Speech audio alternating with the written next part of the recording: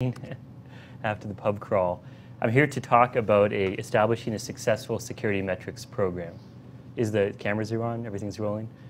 My name is Andrew Sudbury, and I'm the Vice President of Metrics for ClearPoint Metrics. We make a software product that is used to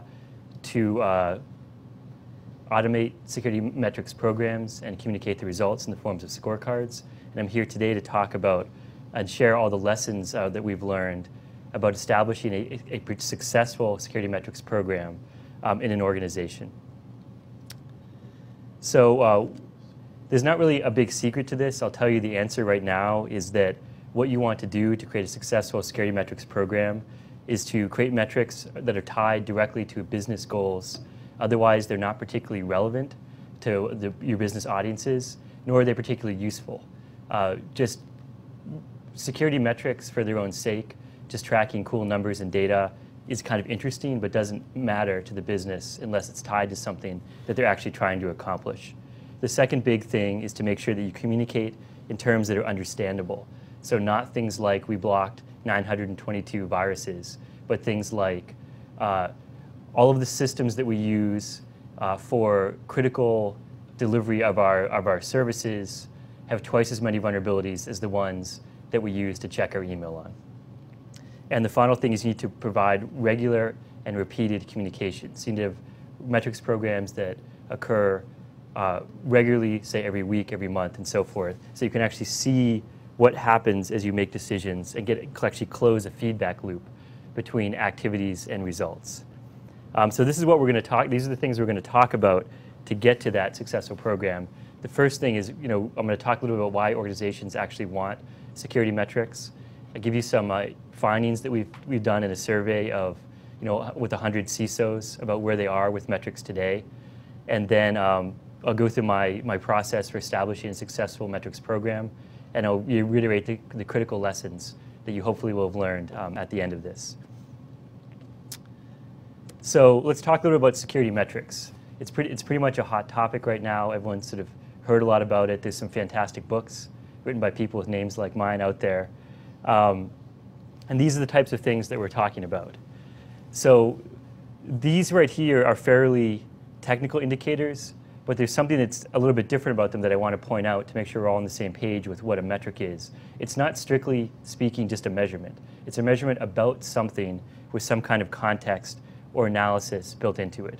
So if you look at some of these, it's not just how many systems have active antivirus. It's how is that trending? Or what is that compared to all the rest of my systems? And how is that distributed across the assets in my organization, or by the different operating systems I have in my organization, and so forth. What I'm not going to do, so these are some examples of metrics that Global 2000 organizations are actually using today. What I'm not going to do in this talk is say, these are the 12 metrics that you absolutely need in order to be a good program.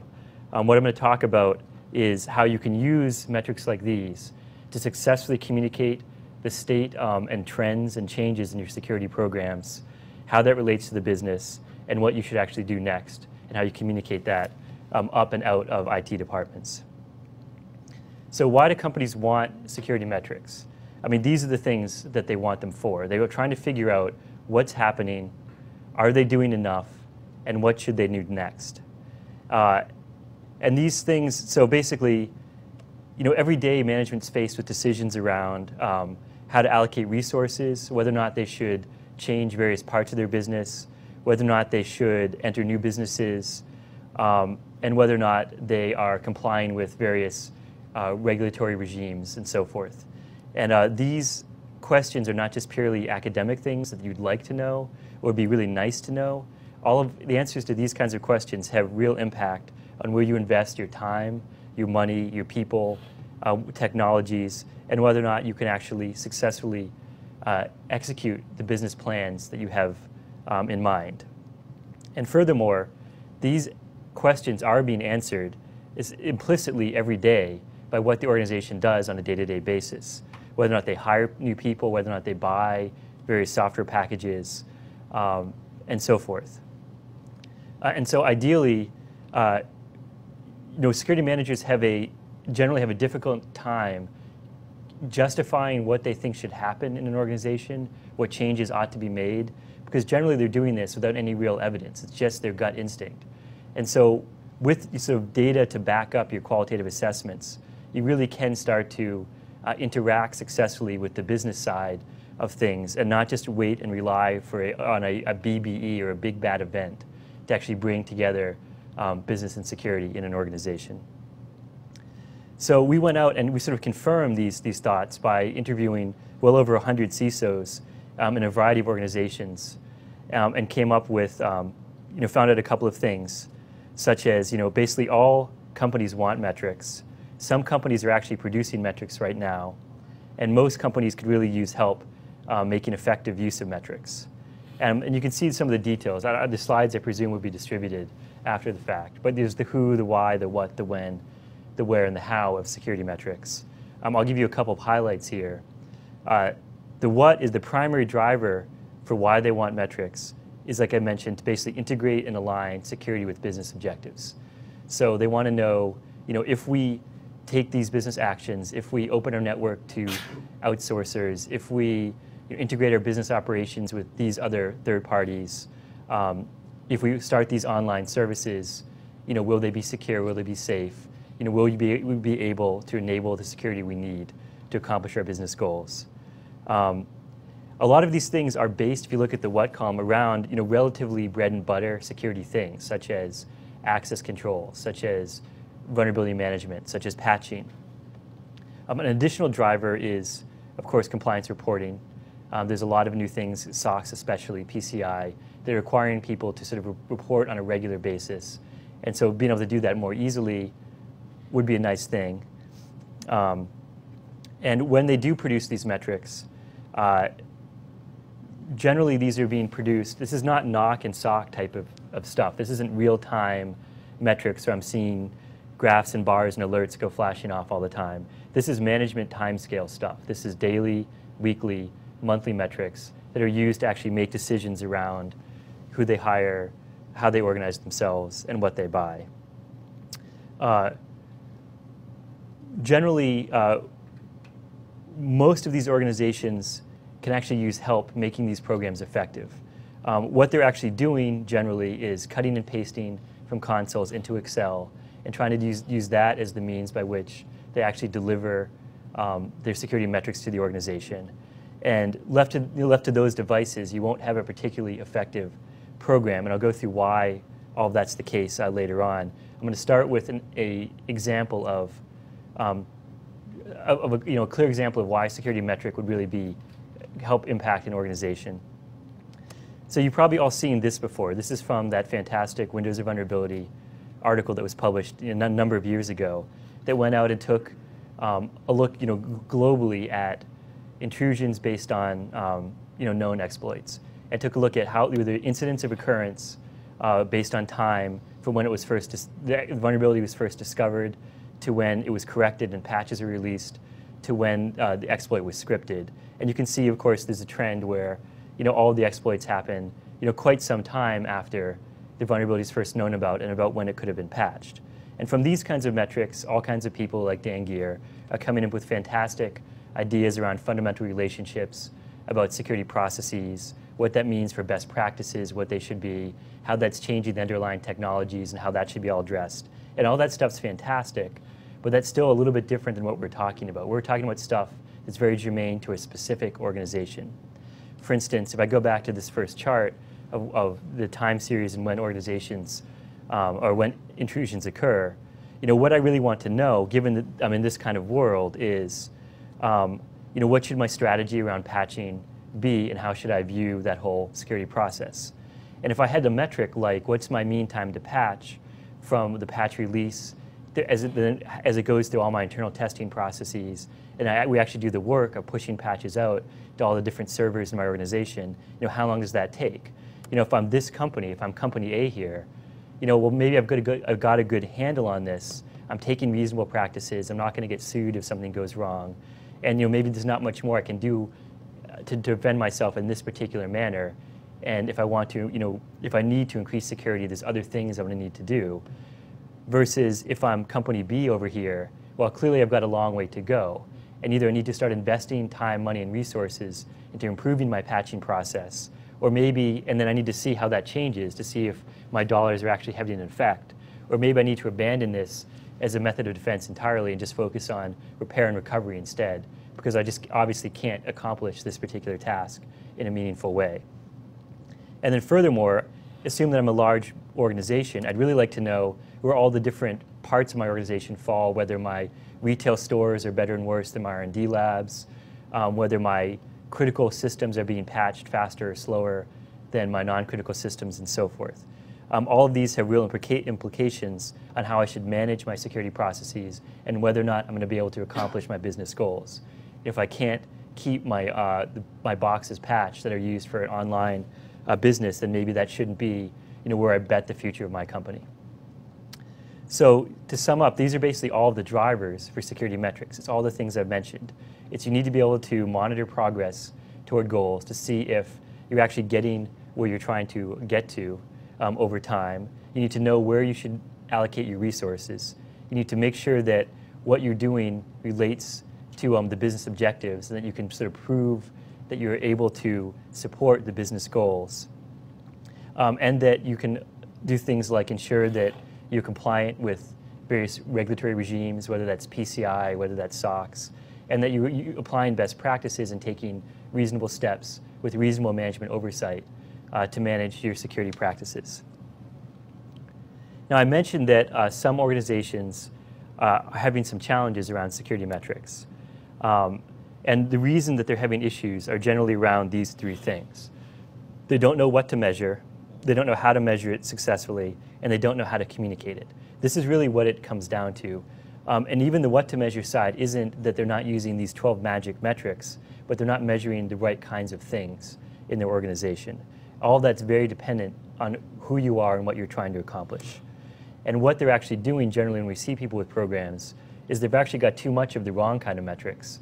So they're flooding themselves with all kinds of dumps from consoles that gives them, as I mentioned before, that gives them counts of metrics that are quarantined, viruses that are quarantined, just global counts of vulnerabilities, that kind of thing. You really just don't convey any meaning to managers or business people or anyone who's not rooted in a technical background. And even then, those kinds of counts have no meaning unless you're looking at how they're changing over time, what that is relative to other organizations, and so forth. And they have too few of the right kind of metrics, which are things that are tied directly to the things the business is trying to accomplish. Vulnerabilities on boxes that are used by customers. Viruses or Trojans on boxes that have PI information, and so forth. And some of those are hard to do because the data is rarely all in one place. So just because you have scan results from a scanning system, nothing in that scanning system is going to tell you that these are the boxes that matter most for my business goals for the year. And so there's some difficulty tying those kinds of data together, which is why they generally don't have many of those kinds of metrics. When they go to measure things, it takes far too much effort to produce the metrics. I mean, they're spending a lot of time doing this, dumping into Excel, trying to massage it into Excel. And when you come out of this, you really have no transparency in your metrics process at all. So you don't actually know where the results came from, where that data came from in many cases. You're just being presented with final products, and you have no idea how those were really calculated, if they're being done on a regular basis, whether or not they're being done the same way. And we've actually seen organizations where it takes well over a month to produce their monthly metrics. And at that point, you've lost all context to what decisions were being made, what the state of things were when those metrics were produced, why things changed, and so forth. And on the communication side, there's just not enough publication of results. As I mentioned, if the publication lags dramatically, you're just not going to understand what was happening when. You won't really have a feedback cycle like you want. You'll just sort of be retroactively looking at numbers that at that point have no context. And then when people do produce or release and publish these metrics, they tend to take all of those data points they've dumped into Excel and give sort of one mass blast workbook out to everyone that's got 20, 30 different tabs on it. It just isn't a useful way to actually share and communicate metric results. Everyone gets to see the same pile of metrics. It's not relevant to the particular audience who receives them, and it's just hard to wade through. Really what people need to see are things that look more like this. And here's an example. I had a little bit of trouble with my screenshot, so I apologize that it's cut off. But what you're looking at here is basically a single scorecard around antivirus and spyware. It's published, weekly for a particular weekend. It's published in some sort of regular fashion every week and has been for some time. You can more or less, I don't know if you can read it, but fairly clearly see that you've got overall antivirus coverage.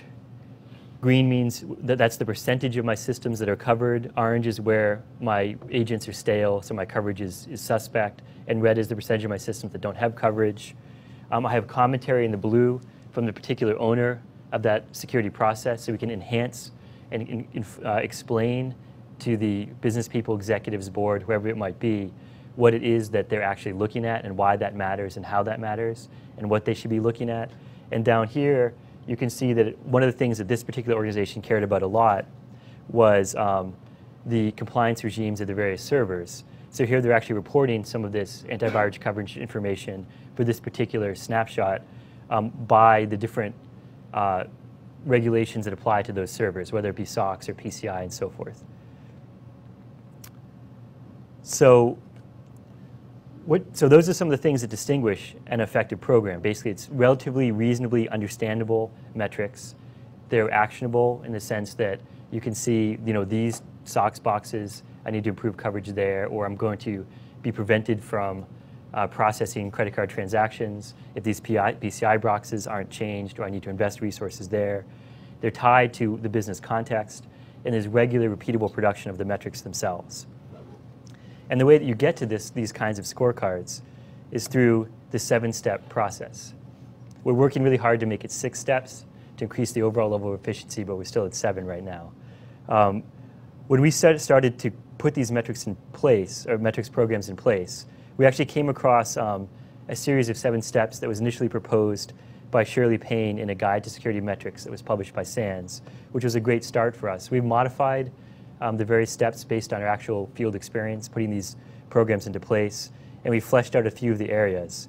But basically, these are the steps, and what you are doing here is really the critical part, is you're starting top-down with what are the goals and objectives of the business and of my metrics program, and then what do I want to know in order to accomplish those goals. Then you basically stop, so that's steps 1 and 2, and then you basically stop, and now you take a bottom-up approach and say, okay, now that I know what I want to know, how do I produce these metrics? What data sources do I have?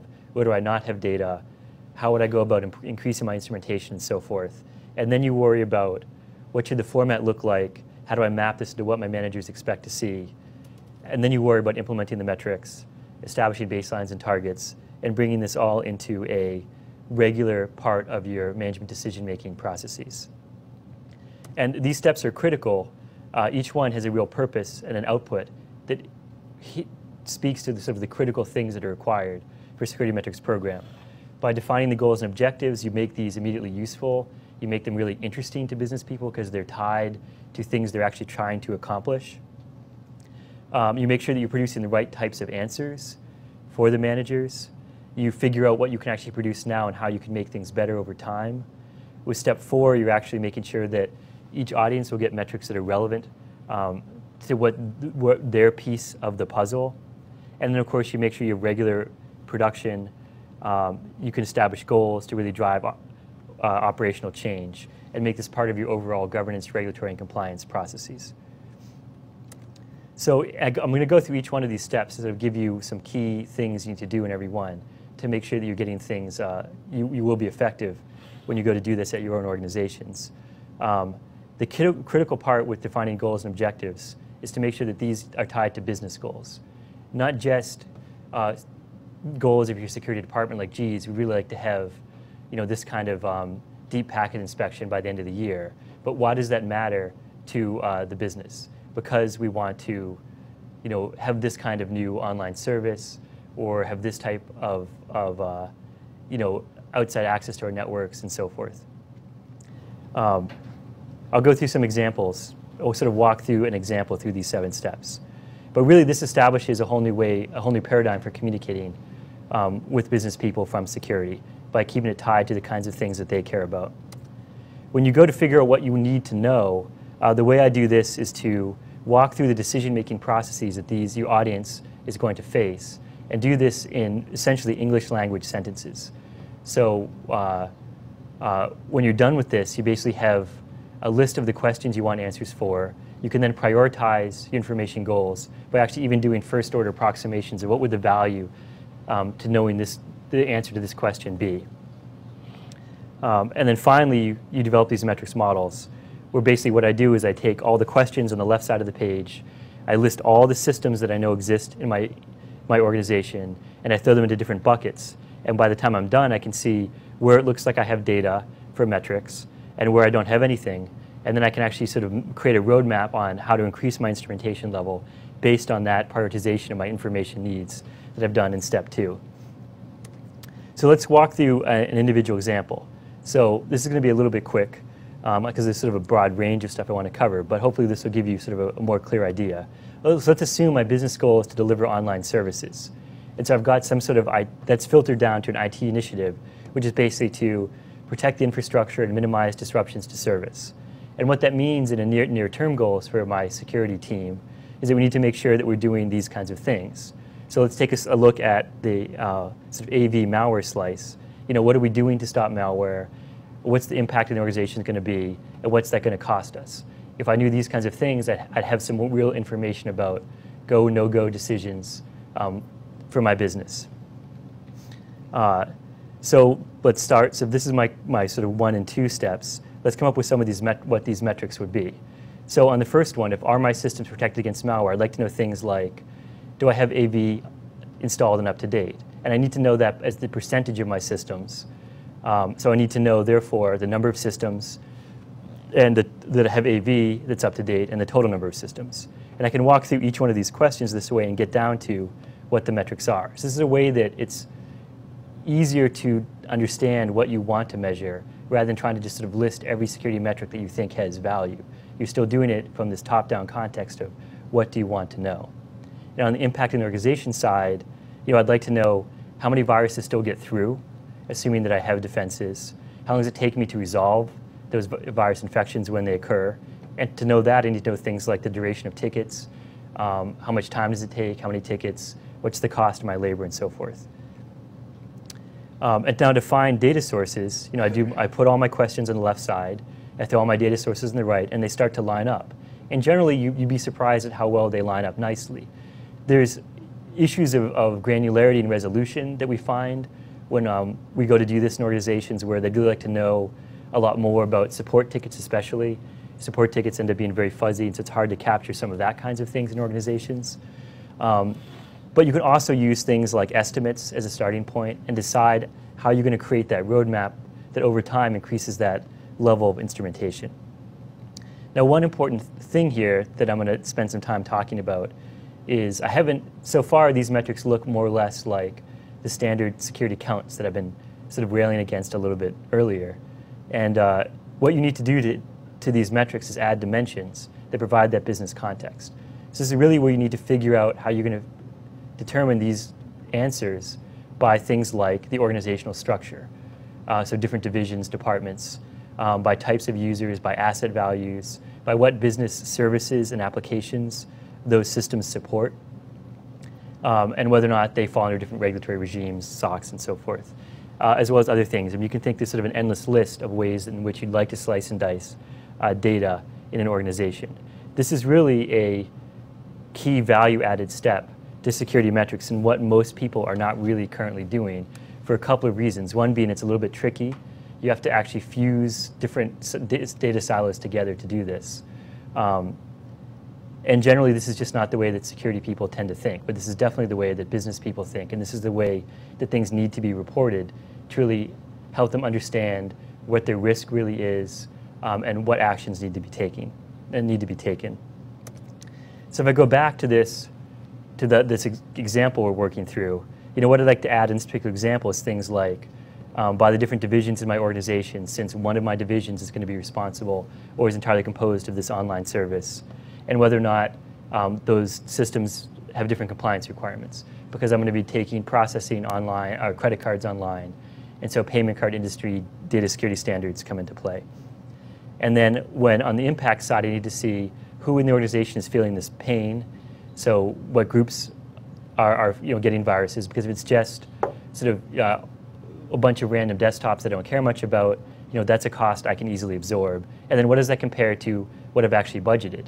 So there's going to be always some cost of doing business. I mean, sort of by definition, things that happen are 0-day, and you can't necessarily stop all viruses just with antivirus software, obviously. So what is the residual cost that we're experiencing as an organization? Is that acceptable or not, and so forth? So I lost my mouse.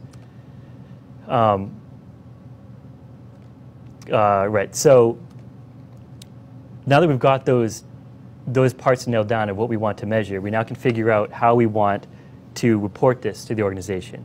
And here we're talking about identifying an audience, so knowing who you're going to report to and why they care about those metrics, again, because they're tied to some business goals they're trying to accomplish. And the way you should communicate is through scorecards.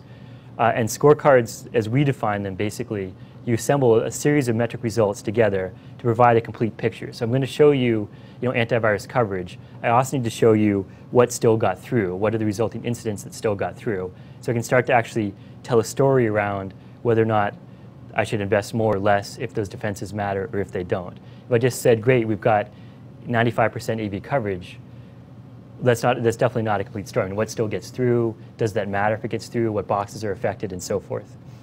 And that's really a way to provide metric results to audiences in a way that they want them.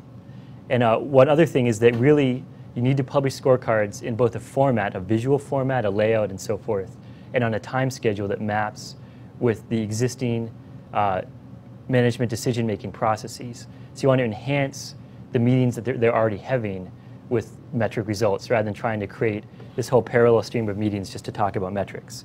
Really, you want them to start to use metrics to supplement their existing decision-making activities. And it's key that you're communicating up and out of your organization to drive change. And then that's how it will happen. In an ideal world, and the world that we would espouse, you should have lots of scorecards, each one tailored directly to a specific audience, but all based on the same underlying set of data. So in this particular picture, I still have down here a whole series of operational security metrics and scorecards that can be used internally with lots of rich details and data points that my security team wants to see. And then I might have security managers where I roll up across those different fine-grained security activities to take a look at things like what's my end-to-end entire domain of vulnerability management or host hardening and so forth. And from there, you can pick and choose key performance indicators that are tied directly to either business goals, like establishing an online service, or enabling outsourced development, or enabling third-party access directly to our back-end systems, and provide reports to business people on those key indicators that are tied directly to what they care about, or create other scorecards that are just focused on compliance topics, audit topics, SOX topics, and so forth, and even roll those up to sort of overall executive views, all the way, if you wanted to be indicators on balanced scorecards, even at a board level, which we've seen before. So now that you have everything in mind that you want to design, you have this vision for what you want your security metrics program to be, the next step is to actually go and start to build and implement these metrics. And there's a couple things I'm going to say about that, and I'll go back to that example. The key thing here is that however you build them, you need to make it something that you can do reliably the same on a fairly regular basis. One-off analyses are interesting but have very limited context. You don't really know if you did it right. It's sort of just a one-off game, and they're useful for some point decision-making. But you really need to be able to see metrics change over time and have that feedback loop so that you can understand, I made this decision under these circumstances, this was the result, and that was successful or not. One big reason for this is that, actual change in organization takes time, and we're talking days, months, weeks. I mean, if you decide to double the size of your security team, you're not going to see change for months down the road, presumably. And it's also much, much better to be directionally accurate and rather than precise, and to have consistent measurements over time to let you really get a handle on what's happening, rather than really fretting about, did I count, every single one of my 200,000 systems. It just doesn't matter in the aggregate. It matters more that every time I took this sample to see where I was, and to take my temperature, I did it the same way every time. And I can see that, look, it's going up or down. And I can rely on that. So if we go back to our example, the way I would actually implement metrics like these in an organization is, I'd pull data from an antivirus system, using a JDBC query, if it's Trend Micro or EPO or something like that, to get my total number of systems for now. In many cases, I've relied just on estimates, or manual counts people did, purchase orders, they know what they bought. That's not as precise as you'd want, but later on you can say, okay, when that asset management system finally comes, finally gets deployed, we'll pull from that, or we can pull from, network discovery scans and so forth. And then when I want to get to that level of actually adding that organizational context to it, maybe I can join. We often join, with asset management databases on host names, on IP ranges is actually very common, which sounds sort of kludgy, but it really still works well enough. And the value of having some idea of how this relates to the organization is just much, much greater than worrying about being absolutely precise.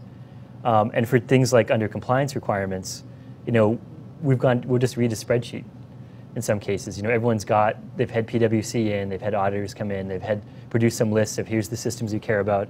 In some cases, just start with like the 10 servers matter most in an organization.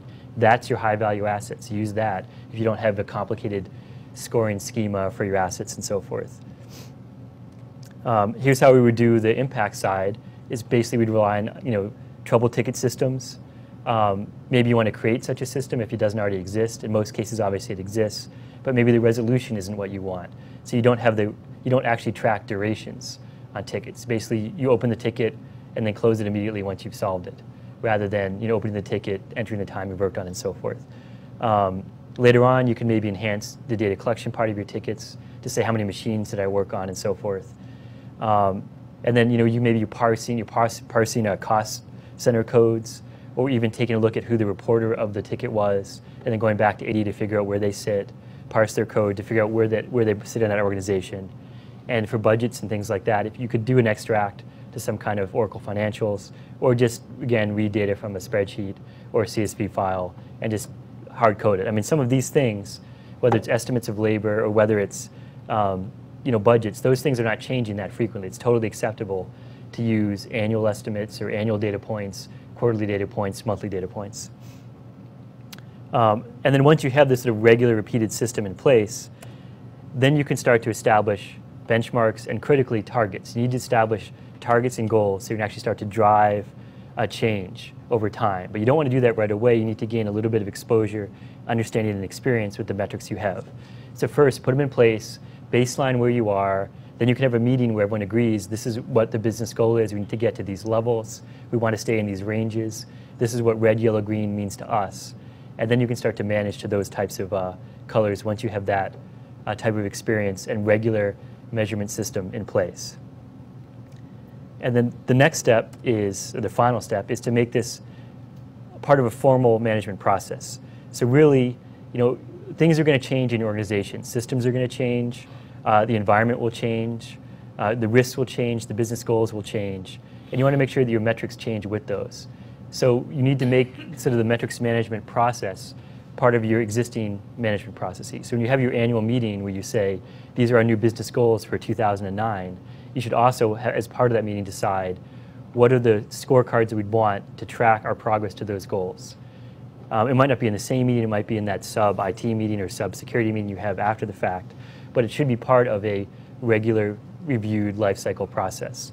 And you want it because you want to keep the scorecards you're most interested in, the ones that are tied to the current active business initiatives. That's really how you're going to drive results with a metrics program in an organization. Now, clearly, metrics can evolve, and to get to the really fancy stuff that everyone gets really excited about, like deviations from norms, predictions, correlations, and so forth. And all that stuff is great and is high value, but either way, you need a foundation of regular, reliable measurements that everyone has agreed to, understands what they came from, to get to any of this stuff. If you just walk into your first meeting and say, I've shown that the coefficient of correlation between AV coverage and number of times we have visitors is X, no one's going to either A, care, or B, believe you, and C, it probably doesn't have any meaning anyways. You certainly haven't established that. So what you want to do is have this reliable system in place, start with things that are relatively simple, like counts, percentages, and then work your way towards things that matter more, especially as you've accumulated a richer body of data, as other organizations start to gather metrics like this as well, so you can actually do sort of peer-to-peer comparisons and baselines. I mean, really all the value, as I mentioned before, is in doing it at all, and then you can incrementally increase that over time as you can handle greater and increasing complexity of metrics.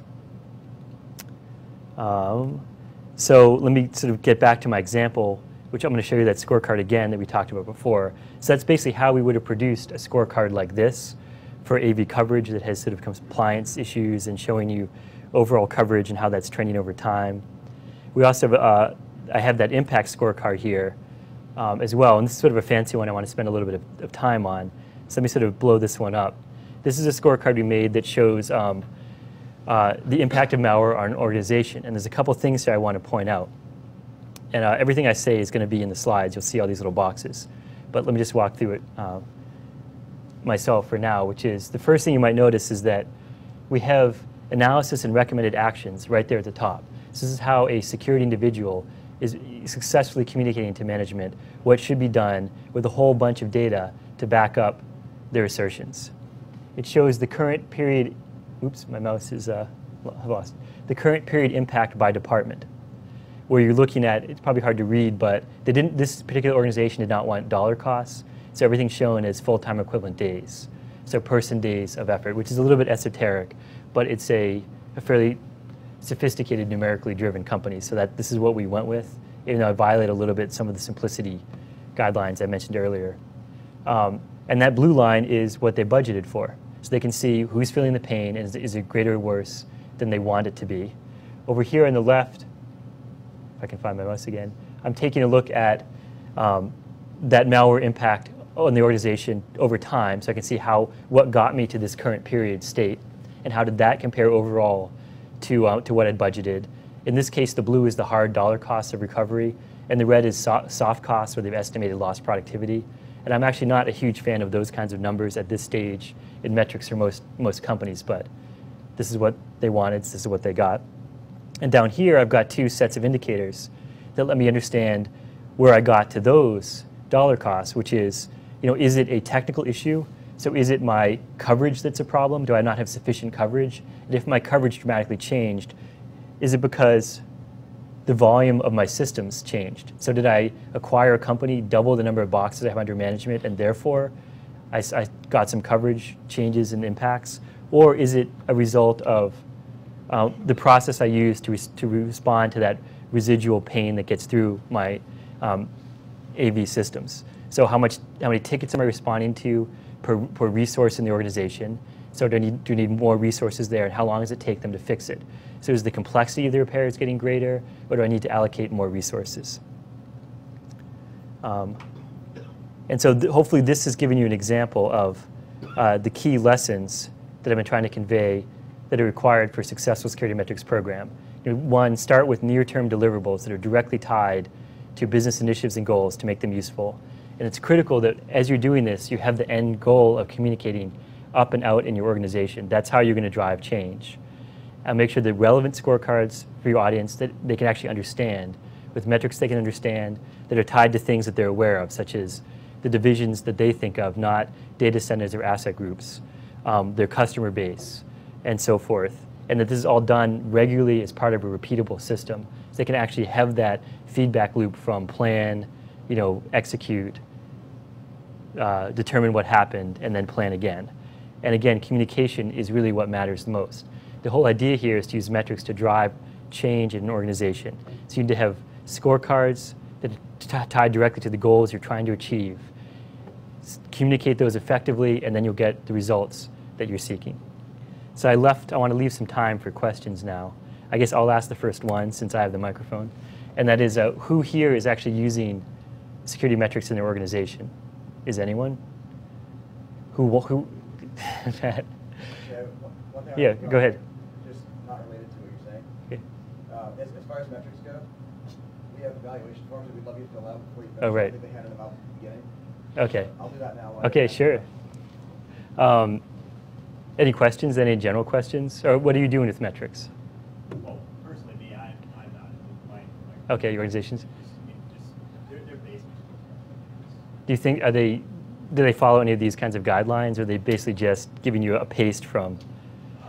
They do, but I think honestly they're typically more towards here's my initiative and how I'm showing that it's working rather than really looking at it. Okay, sure. So I mean, we've definitely seen people who want scorecards and metrics that show basically the value of an investment that's been made. So we switched to a federated identity system. Did that matter? Was it worth the N million dollars that we spent on it and so forth?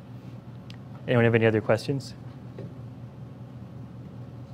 Yeah, go ahead. Have you seen anyone integrate these into regular management reports or financial reports or HR reports or other things that get produced, revenue reports? Okay. So the question was, I guess I should have repeated Matt's earlier question. Have we seen people incorporate security metrics into sort of existing management reports, HR reports, and so forth? Just a little bit, and mostly at very high levels. So we've seen CIO and board reports where they've added security metric stuff in there, but everyone wants to do that. Everyone is trying to do that now. It's a fairly young space. We definitely have seen people add metrics sort of a little bit in the other direction, where they have maybe some kind of security intranet or portal, and they're putting security metrics, they're exposing metrics in their intranets and portals. So it's a little bit of a different twist, where basically they're pushing out, because generally currently the security metrics are demands on the security department made by high-level executives, rather than other a line of business peers requesting things from security department. But that means that security departments have been, besides reporting up at very high level, board levels and so forth, they're trying to push metrics out in their existing security intranet, security portals. Here's the percentage of people that have had awareness training, here's where we are, with some high level indicators based on our goals. And certainly, one thing we see tons of integration with existing reports is on audit and compliance. Everyone wants scorecards for audit and compliance. That makes it less onerous and painful to report these kinds of things. Any other questions? Yeah. So who drives what metrics you really want? Is it the security group? Is it the IT group? Do they have to all get together at a table and figure it out? Sure. So the question was, who drives what metrics actually get reported? Is it the IT groups, security groups, and so forth? Generally, it's we've seen a trend for sort of a new portion of the security departments, which is not the operational people, but people who are sort of risk departments and sort of security governance groups, I guess. So there's sort of this new animal that we're seeing in a lot of the larger organizations. Those are the ones that drive it, and they're sort of a hybrid business analyst / technical individual. Generally, the final decision as to what to report is left up to the security-focused individuals. They're given some mandate, like in the case of they don't have that kind of group. I need a report for the board like this. This needs to be part of your regular, monthly CIO, CISO's report.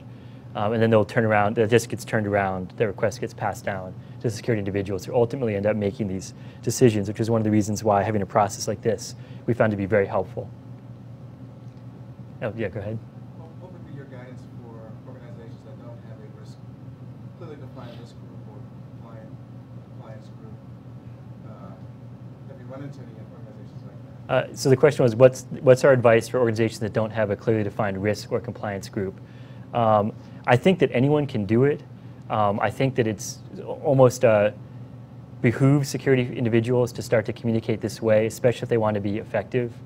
A lot of security organizations are maturing and are starting to have sort of this new need for process focus and so forth. And so what I would do if I was essentially like a CISO in all but title or something like that in an organization, I would do it myself, and I would use a process like this, and I'd pick one area, one business initiative that I know is new and critical to the organization, and start to self-report metrics around that. Not too many things, maybe only 7 things, 5 things, but things that are directly relevant to what the people I'm going to be talking with care about, I guess. Does that make sense? Yeah. Okay. Any other questions? So I think our time is essentially up. I'd like to thank you all for attending, and thanks for coming to Source.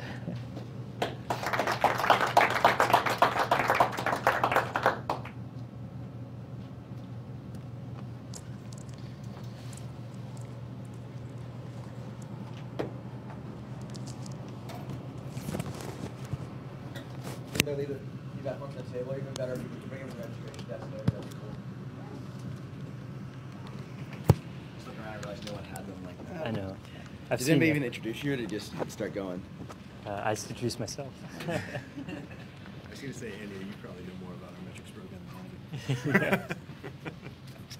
Oh yeah, I forgot. Here's whoever's thing that is. John Niceman.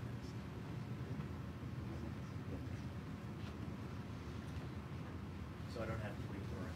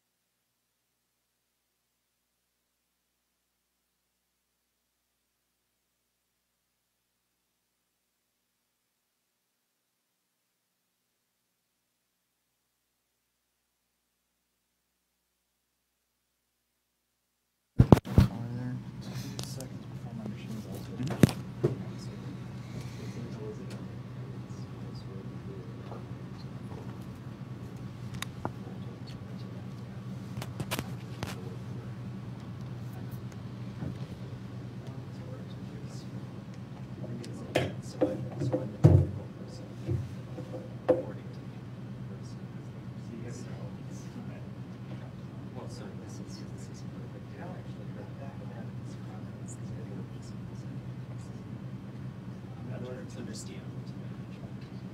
Otherwise, it's really, really hard to get. So you got, I guess, Tobin's.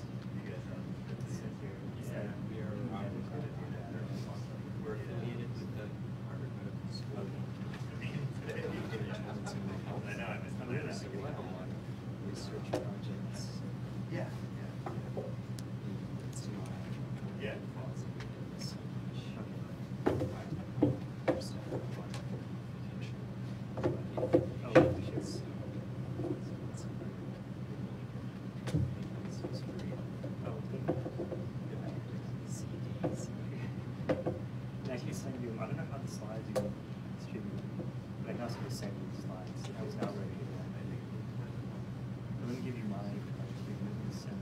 Send me a reminder because I'm really actually disorganized person.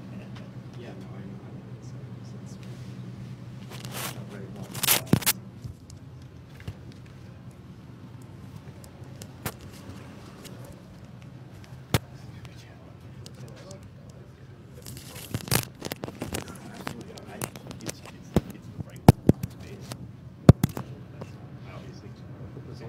It's the right spot. Yeah, you can either put it in your pocket or.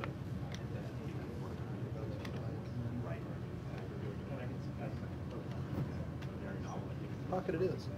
Okay.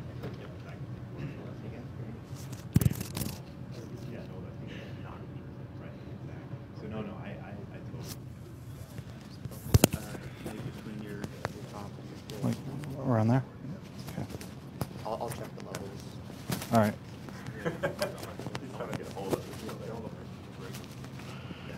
This is like putting on a flower or something. Okay, all right. I'll just put it right here. Cool. You don't use presenter view? You know what I'm talking about? No. It shows so basically you project something different than is on your screen. So on your screen you see the whole list of all your slides. You have a clock and your notes. It's awesome. Yeah, I brought a clock. Yeah, I saw. I'm low tech. Yeah.